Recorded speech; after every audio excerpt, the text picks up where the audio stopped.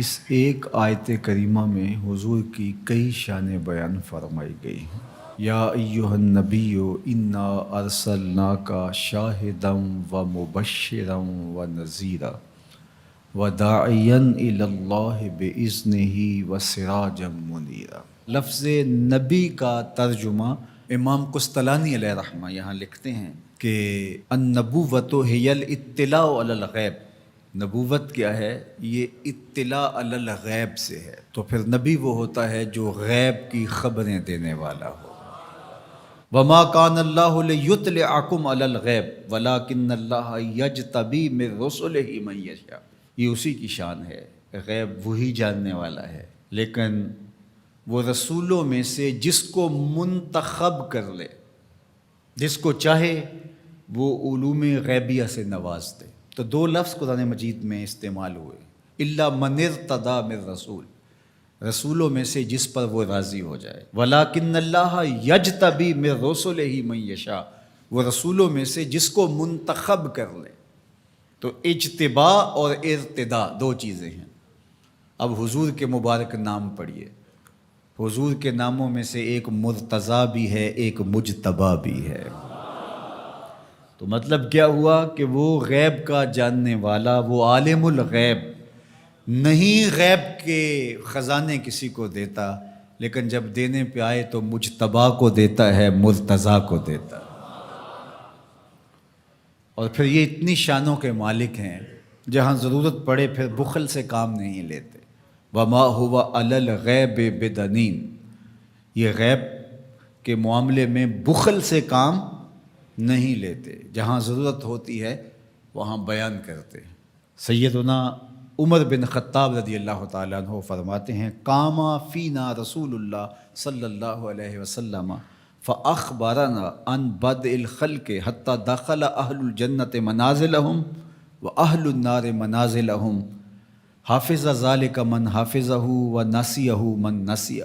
کہا ایک دن حضور کھڑے ہوئے مجمع اصحاب میں، اس کائنات کی ابتدا سے انتہائے کائنات تک، یہاں تک کہ جنتی جنتوں میں چلے گئے اور جہنمی جہنم میں چلے گئے، کوئی شے نہیں جو حضور نے چھوڑی ہو، سب حضور نے بیان فرما دیا۔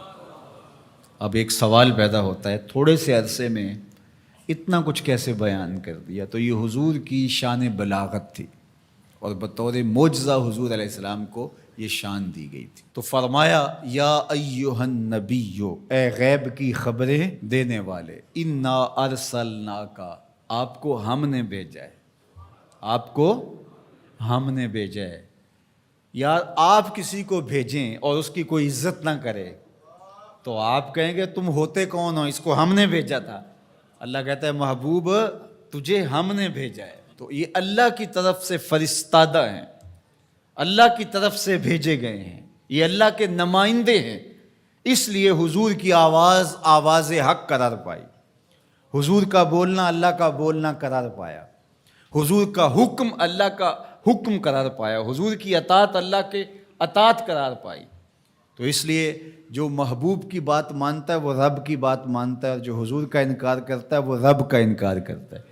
کوئی ساری زندگی لا الہ الا اللہ پڑھتا رہے اور محمد رسول اللہ نہ پڑھے، رب اس کے لا الہ الا اللہ پڑھنے کو اس کے منہ پہ مارے گا اگر میرے رسول کو نہیں مانتا، اس کو میں نے بھیجا ہے۔ تو کہا انا ارسلناک شاہدا و مبشرا و نذیرا، آپ کو شاہد بنا کر بھیجا ہے، آپ کو مبشر بنا کر بھیجا ہے، آپ کو نذیر بنا کے بھیجا۔ شاہد کا کیا معنی ہے؟ اتفاق تو ہوتا رہتا ہے مجھے بھی آپ کو، جب کوئی فوت ہو جاتا ہے تو جنازہ پڑھتے ہیں تو کیا اس میں بولتے ہیں؟ اللہم اغفر لحینا و میتنا و شاہدنا و غائبنا، اللہ جو حاضر ہیں انہیں بھی بخش دے، جو نہیں آئے انہیں بھی بخش دے۔ تو شاہد کا کیا معنی ہوا؟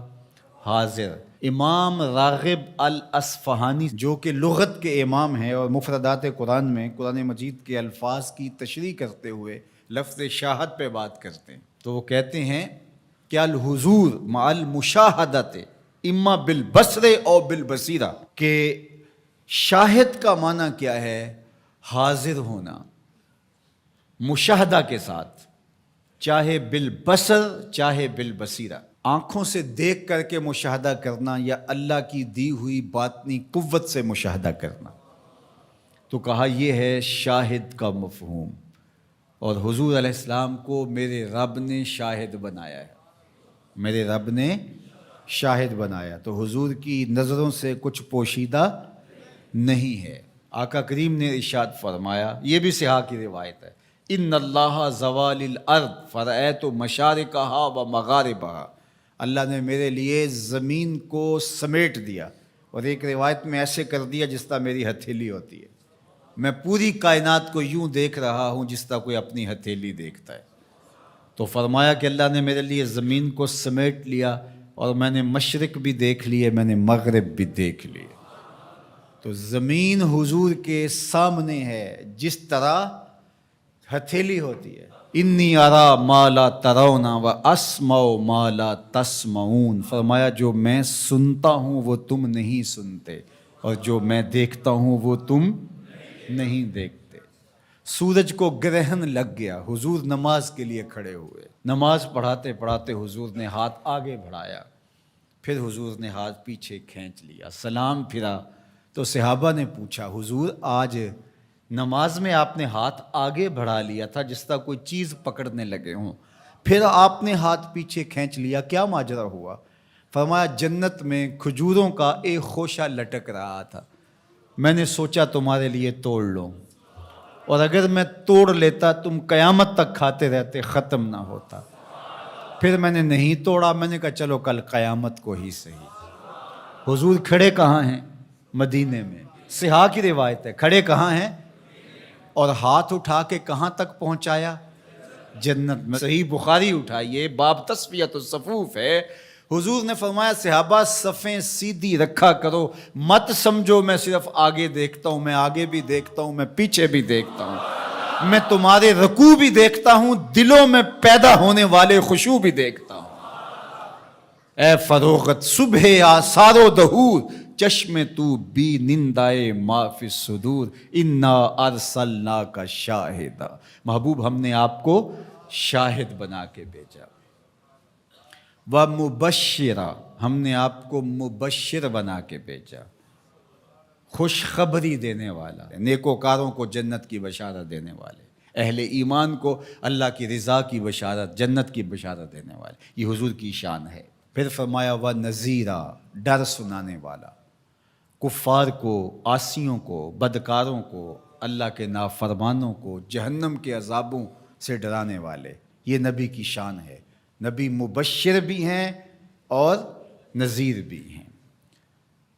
وَدَاعِيًا إِلَى اللَّهِ بِإِذْنِهِ، اور اللہ کے اذن سے اللہ کی طرف بلانے والے، اور جس طرح میرے حضور نے بلایا ہے، یہ تاریخ کا انوکھا باب ہے۔ وَسِرَاجًا مُنِيرًا، روشن آفتاب بنا کر کے جس کے جلووں سے ظلمتیں دور ہو گئیں۔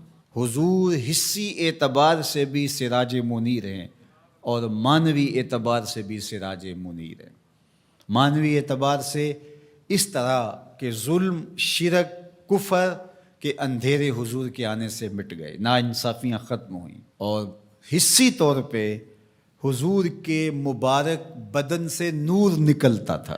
تو ذرا اس آیت کریمہ کو دیکھیے، ایک آیت میں حضور کی عظمتوں کے موتی پروئے ہوئے۔